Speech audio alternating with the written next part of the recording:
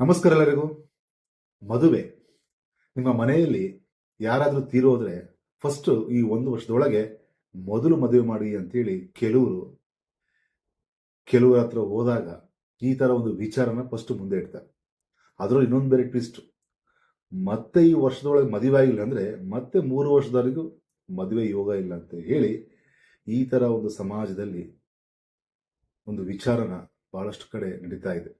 ಅದರಲ್ಲಿ ಕೆಲವ್ರ ಹತ್ರ ಹೋಗಿರ್ತೀವಿ, ಅದು ಯಾರಂತ ನಿಮ್ಗೆ ಗೊತ್ತಿರುತ್ತೆ. ಅಲ್ಲಿ ಇಲ್ಲಿ ಗಲ್ಲೆ ಕುತ್ಕೊಂಡ್ಬಿಟ್ಟಿರ್ತಾರೆ. ಆ ಹೆಸರು ಈ ಹೆಸರು ಅಂತ ಹೇಳ್ಕೊಂಡು ಅದು ಬೇರೆ ವೇಷ ಹಾಕೊಂಡು ಕುತ್ಕೊಂಡ್ಬಿಟ್ಟಿರ್ತಾರೆ. ಸೊ ಅದಕ್ಕೆ ಒಂದು ಸ್ಟ್ಯಾಂಡರ್ಡ್ ಇಲ್ಲ, ಒಂದು ISO ಸ್ಟ್ಯಾಂಡರ್ಡ್ ಅಸ್ಟ್ರಾಲಜರ್ಸು ಅಲ್ಲ ಅವರೆಲ್ಲ. ಸೊ ಯಾರು ದಶ ನೋಡಲ್ಲ, ಭುಕ್ತಿ ನೋಡಲ್ಲ, ಸುಮ್ಮನೆ ಕವಡೆ ಹಾಕ್ತಾರೆ, ಇಲ್ಲಾಂದ್ರೆ ಕೈ ತೋರಿಸ್ತಾರೆ, ಇಲ್ಲಾಂದ್ರೆ ಹೆಸರು ನೋಡ್ತಾರೆ, ಇಲ್ಲಾಂದ್ರೆ ಅದೇನೋ ಸಾಲವಳಿ, ಇಲ್ಲಾಂದ್ರೆ ಗಣಗಳು. ಇವು ಯಾವುದಿಲ್ಲ ಸ್ವಾಮಿ. ದಯವಿಟ್ಟು ದಶ ನೋಡಿ, ಭುಕ್ತಿ ನೋಡಿ, ಅಂತರ್ಭುಕ್ತಿ ನೋಡಿ. ಹಾಗೆ ಮದುವೆ ಅಂತ ಬಂದಾಗ ಮೊದಲು ಮನೆಯಲ್ಲಿ ಯಾರಾದರೂ ತೀರೋ ತಕ್ಷಣ ಮೊದಲು ಮದುವೆ ಮಾಡ್ರಿ ಅಂತ ಹೇಳ್ತಾರೆ. ಕೆಲವರು ಇರ್ತಾರೆ, ಅವ್ರು ಯಾರಂತ ನಾವು ಹೆಸರು ಹೇಳೋದು ಬೇಡ. ಸೊ ಫಸ್ಟ್ ನಮ್ಮ ಜನಗಳಿಗೆ ಮೊದಲು ಬುದ್ಧಿ ಇಲ್ಲ, ಅದ್ರ ಜೊತೆಗೆ ಮತ್ತೆ 3 ವರ್ಷವರೆಗೂ ಇದು ಯಾವ ಥರ ಪದ್ಧತಿ ಅಂತ ಗೊತ್ತಿಲ್ಲ. ಇದು ಒಂಥರ ದರಿದ್ರ ಪದ್ಧತಿ ನಮ್ಮ ಜನಗಳಿಗಂತೂ ಸ್ವಲ್ಪ ತಲೆಗೆ ಅದೇನು ಬುದ್ಧಿ ಇಲ್ಲ.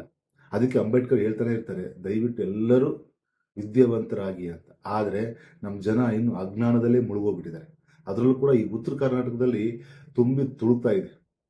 ಅದರಲ್ಲೂ ಮೌಢ್ಯತೆ ನಮ್ಮ ಜನಕ್ಕೆ ಎಷ್ಟು ಹೇಳಿದ್ರು ಅರ್ಥನೇ ಆಗಲ್ಲ. ಅದರಲ್ಲೂ ಕೂಡ ಒಳ್ಳೆ ವಿಚಾರನ ಜನಕ್ಕೆ ಮುಟ್ಟೋದೇ ಇಲ್ಲ. ಚೆನ್ನಾಗಿ ಡ್ಯಾನ್ಸ್ ಮಾಡಿರೋವು, ರೀಲ್ಸ್ ಮಾಡೋವು ಅಂಥವು ಜನ ಫಾಲೋ ಮಾಡ್ತಾರೆ, ಆದರೆ ಒಳ್ಳೆಯ ಒಂದು ವಿಚಾರನ ನಮ್ಮ ಜನಕ್ಕೆ ಅರ್ಥ ಆಗಲ್ಲ.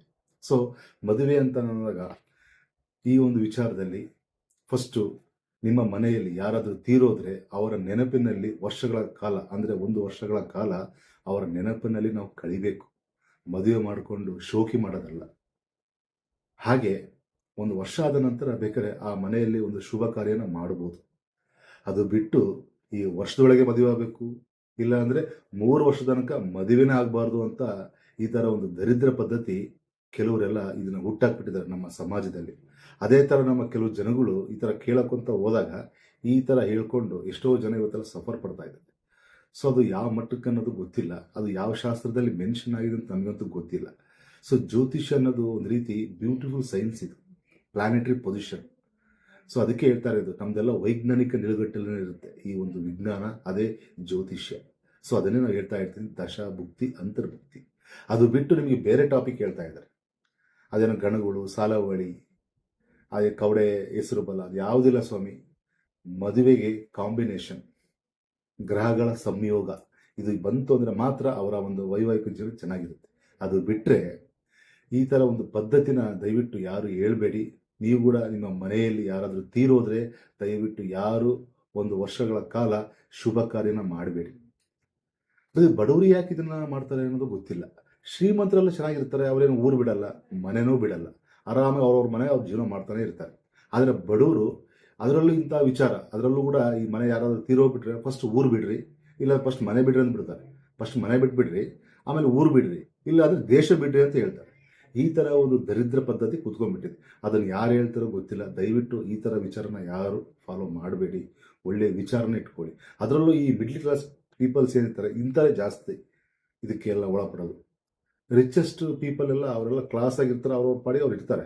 ಬಟ್ ಈ ಮಧ್ಯವರ್ತಿಗಳು, ಅದರಲ್ಲೂ ಕೆಳವರ್ಗದವರೇ ಇಂಥವೇ ಭಾಳಷ್ಟು ಬಲಿಪಶುವಾಗುತ್ತೆ. ದಯವಿಟ್ಟು ಈ ಥರ ಒಂದು ಆಚರಣೆ ನಾವು ಯಾರು ಮಾಡಬೇಡಿ. ಸೊ 1 ವರ್ಷಗಳ ಕಾಲ ಅವರ ನೆನಪಿನಲ್ಲಿ ಕಳೀರಿ. ಯಾಕೆಂದರೆ ಆತ್ಮ ಅನ್ನೋದು ಸೋಲ್. ಸೊ ಇನ್ನೂ ಆ ಒಂದು ದೇಹದ ಹತ್ರನೇ ಇರುತ್ತೆ. ಅವರ ನೆನಪಿನಲ್ಲೇ ನಾವು ಕಳಿಬೇಕೇ ಹೊರತು ನಾವು ಯಾವುದೇ ಥರ ಒಂದು ದುಂದು ವೆಚ್ಚ ಮಾಡಿಕೊಂಡು ಕೇಕೆ ಹಾಕ್ಕೊಂಡು ಶೋಕಿ ಮಾಡೋದಲ್ಲ ಸ್ವಾಮಿ. ಅರ್ಥ ಆಗುತ್ತಲ್ಲ? ಸೊ ಇದೇ ಒಂದು ವಿಚಾರನ ಇವತ್ತು ತಿಳಿಸಿದ್ದೀನಿ, ನಿಮಗೆ ಗೊತ್ತಿರಲಿ. ಸರ್ವೇ ಜನಂ ಸುಖಿನೋ ಭವಂತು.